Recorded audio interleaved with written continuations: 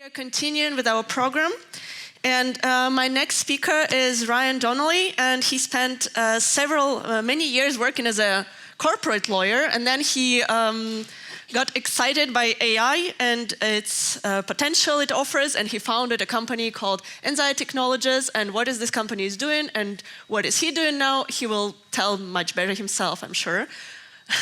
Welcome, Ryan.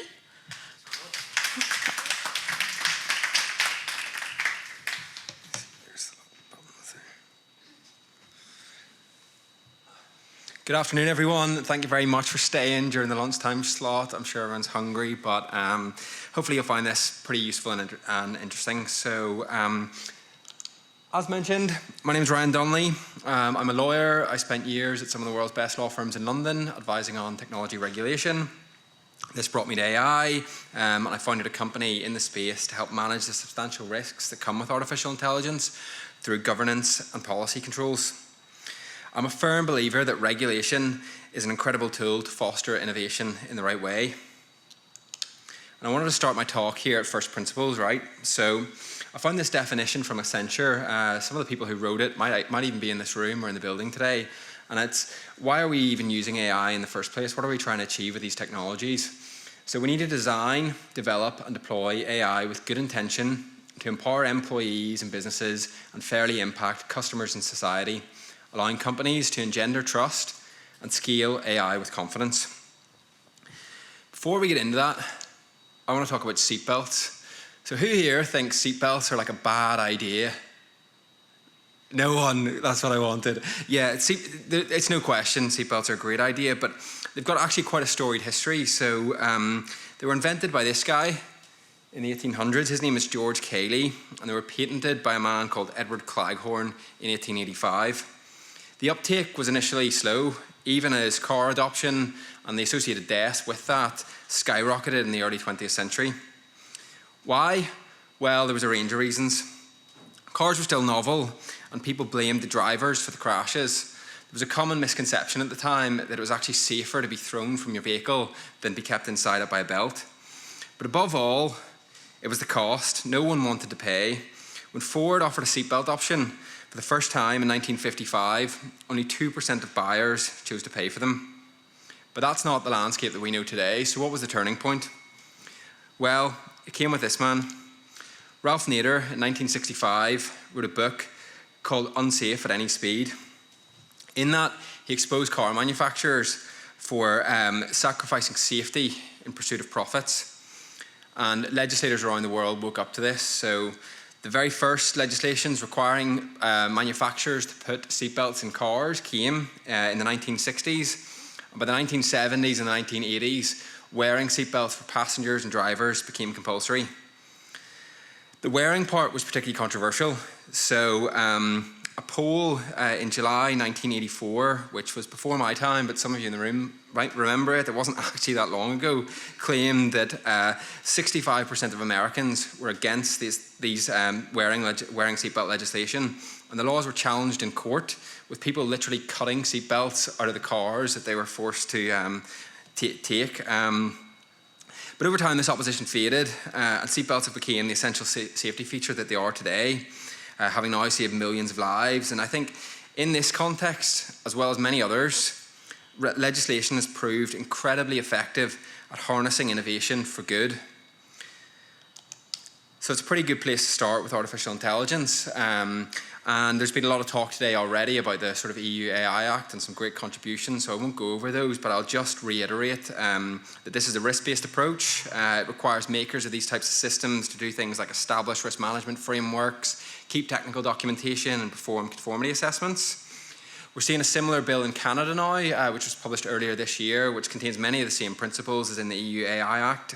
And in January 2023, which is only a couple of months away, New York will be introducing the AI hiring law, which requires audits of systems used in the hiring process, and it requires statements to job applicants that they're interacting with these kind of systems.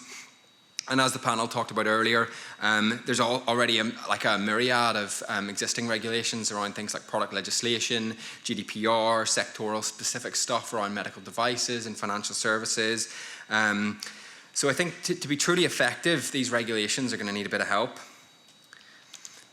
That help is coming in the form of policy, frameworks and guidance to show people how to meet the gold standard of AI governance in their organisations. And I want to just very briefly mention a few of those. So back in the UK, we've got the Algorithmic Transparency Standard, which was published by the government. Singapore have their Model Governance Framework and Assessment Guide, and recently launched an AI Verify Toolkit to help people meet the obligations of this. In the EU, of course, you've got the Act, but there's some great work being done in terms of the conformity assessments, my favourite of which has come out of Oxford University this year, called CAP AI, which is a really good guideline to how to conduct those conformity assessments. In the US, you've got the second draft of the NIST risk management framework. You've got sectoral specific auditing frameworks, such as the one for the intelligence community to help people stress test their systems. And right here in Germany, just yesterday, we were at the Institute for Ethics and AI at the Technical University of Munich, and they told us that they're working on their own framework, which they're hoping to publish next year.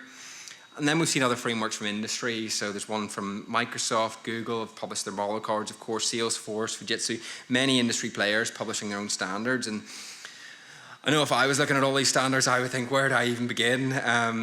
This is quite a hard landscape. So how can we navigate this? Well, deciding on a framework is hard. Gathering the data to meet that framework is also hard. Getting the right stakeholders in your organization on board is hard. And then understanding your aggregate model governance position across your organization is also hard. This is all hard. But fortunately, there's one missing piece of the puzzle that we think that we've found, and I'm delighted to be able to talk to you about that today. I'm delighted to announce the launch of our AI governance risk management platform today, which helps people navigate this increasingly complex space. Through our platform, you'll be able to govern your systems effectively. So we're building these assessment packs that I just mentioned into our platform, and we'll help you choose the right one to align your individual models with the appropriate benchmarks to guarantee compliance. We'll automate this where we can, so we slot into existing workflows with our very flexible API, so that you can create responsive audit logs and detailed key decision making can be tracked throughout your organization. We'll help you bring the right stakeholders on board, both technical and non-technical, and create the necessary checks and balances and governance gates to ensure these systems are a success. And our platform allows you to see your aggregate governance position all in one place at a glance so that you can respond dynamically in real time. Back to what we're trying to achieve. So to say it again, we need to design, develop and deploy AI with good intention to empower employees and businesses and fairly impact customers and society. Regulations, policies and frameworks are a great place to start with that, but they need help in the form of domain-specific tools that makes it really easy to navigate this complex space. I can't help but draw parallels between today and the moment when Ralph Nader published his books resulting in the seatbelt laws. Speaking out against the seatbelt laws in the Chicago Tribune in February 1987, a man called William Haldorf wrote, "When safety is imposed, freedom is lost." We don't have to repeat these mistakes. I would put it back to Mr. Haldorf that without safety, be it in automobiles or the latest and greatest neural network architectures, technology could never gain that crucial level of trust that's needed to be able to fulfill its potential. And we're thrilled to be able to help establish that trust with Enzai Technologies. Thanks everyone very much for listening. I'm not sure we have time for questions, so I'll be hanging around here after. I've got some free key rings for anyone who comes and asks me a good question. And thanks very much for taking the time to listen to me over the lunch slot. I really appreciate it. Thank you very much, Ryan.